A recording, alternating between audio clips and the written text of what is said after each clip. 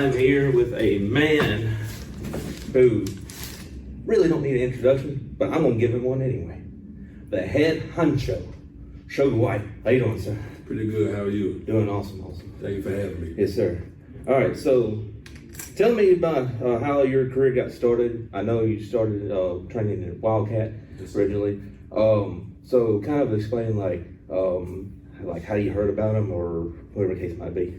So, not to crap on anybody, but I was sitting there during the COVID time, watching whatever WWE product was on, and I thought to myself, hey, I could do that. Went on Google real quick, professional wrestling schools. The only thing that popped up was Wildcat Sports, and it's been up ever since. I went there, watched the training one time, and signed up the next day.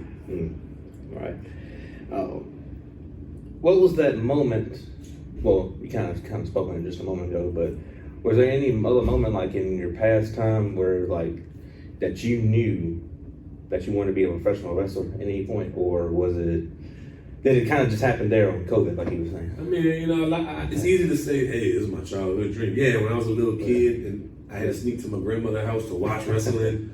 Yes, of course. Like every little boy, I wanted to be a wrestler. Yeah. There was times in my adulthood that I joked about it. Never did I think that I would actually be here doing what I'm doing now.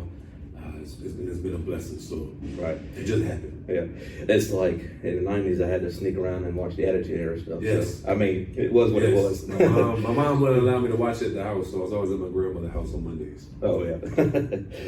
All right, let's see. Who was who was the wrestler that you would say inspired you the most? Well, for me, I mean, obviously, people love The Rock and Stone Cold, but I was more of a WCW guy at the time coming up. Yes. I love Goldberg. Goldberg and Hollywood Hogan. Okay. Hollywood Hogan is the greatest heel to me. Yeah.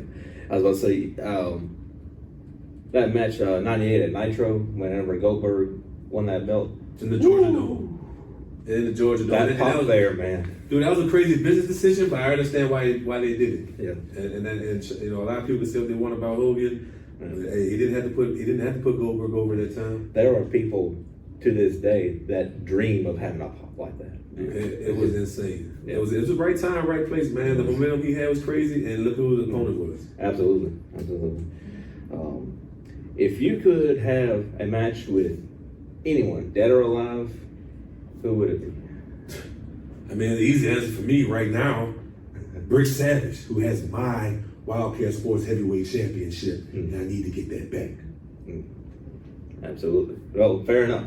So I know I'm fairly certain. I mean, I could be wrong. Correct me if I am. Suge Whyte is not your real name. If it's not, how did it come about? So a couple times in life, I got the nickname Suge, and it just kind of stuck with me. I bully grown men for a living. Fair enough. Let's see. What are some goals you have? I mean, you're already well accomplished, but what are some other goals that you have in the wrestling business? I would love to get over to Japan, maybe wrestle in Mexico, hopefully Europe if that's possible, but definitely want to get to Japan. And hey, I wouldn't mind getting on TNA, maybe NWA, something. Do a little bit something more than just the independent scene. Right. Yeah. So I mean, TNA, man, they're.